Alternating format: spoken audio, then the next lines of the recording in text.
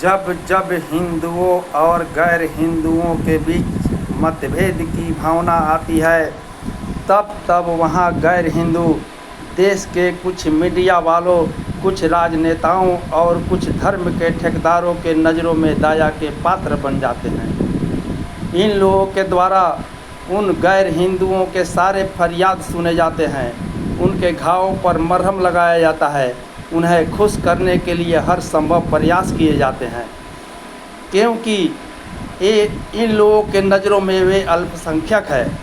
लेकिन मैं पूछना चाहता हूँ उन मीडिया वालों, उन राजनेताओं और उन धर्म के ठेकेदारों से कि क्या ये लोग उन हिंदुओं के दुखती रगों पर हाथ फेरने के लिए तैयार है जो बहुसंख्यक गैर हिंदुओं के बीच अल्पसंख्यक हिंदुओं की ज़िंदगी जीने पर मजबूर हैं? क्या ये लोग उनके घाव पर मरहम लगाएंगे?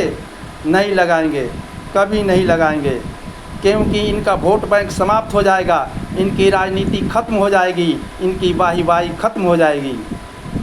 अगर गलती से किसी एक गैर हिंदू की हत्या इस देश में हो जाती है तो उस पर प्रेस वालों से लेकर, मीडिया वालों से लेकर, राजनेताओं से लेकर और धर्म के ठेकेदारों तक ऐसी संवेदना व्यक्त करते हैं जैसे मानिए कि आज तक देश में ऐसी घटना कभी हुआ ही नहीं। लेकिन वहीं सैकड़ों हिंदू रोज़ मारे जाते हैं।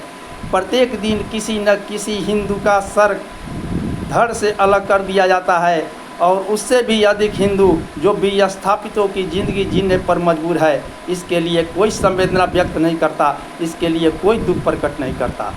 तो बात बिल्कुल साफ है, हिंदुओं की हित की बात करना सांप्रदायिकता है, लेकिन गैर हिंदुओं के हित की बात करना सांप्रदायिकता नहीं है, वह धर्मनिरपेक्षता है या उनका पूर्ण अधिकार है। अगर गैर हिंदू अपने धर्म और अपने संगठन की बात करे तो सब सही है, लेकिन अगर हिंदू अपने धर्म और अपने संगठन की बात करे तो वह सांप्रदायिक कहलाता है। आज आज़ादी के 78 वर्षों से भारतीय संस्कृति का अपमान होता आ रहा है। हिंदुओं के साथ अपमान, अन्याय एवं अत्याचार होता रहा।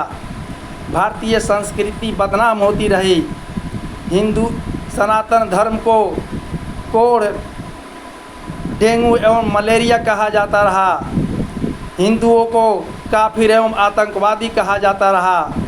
और ये सब कुछ सहकर, ये सब सुनते हुए भी हिंदू कमज़ोर, कायर एवं बुज़दिल बनकर खामोश है।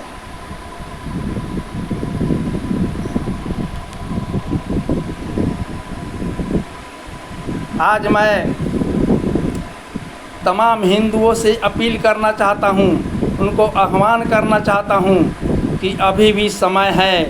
अगर अब भी हम अपने आप को नहीं संभाल पाए, अगर अब भी हम सचेत नहीं हुए, अगर अब भी हम सुसंगठित नहीं हुए, अगर अब भी हम दोस्त और दुश्मन की सही पहचान नहीं कर सके, अगर अब भी हम गद्दार नेताओं को नहीं ठुकरा सके, तो एक बार फिर याद दिलाना चाहता हूँ कि हमारे आने वाले पीढ़ियों का भी वही हाल होगा जो मुग़लों के शासनकाल में हमारे पूर्वजों के साथ हुआ था।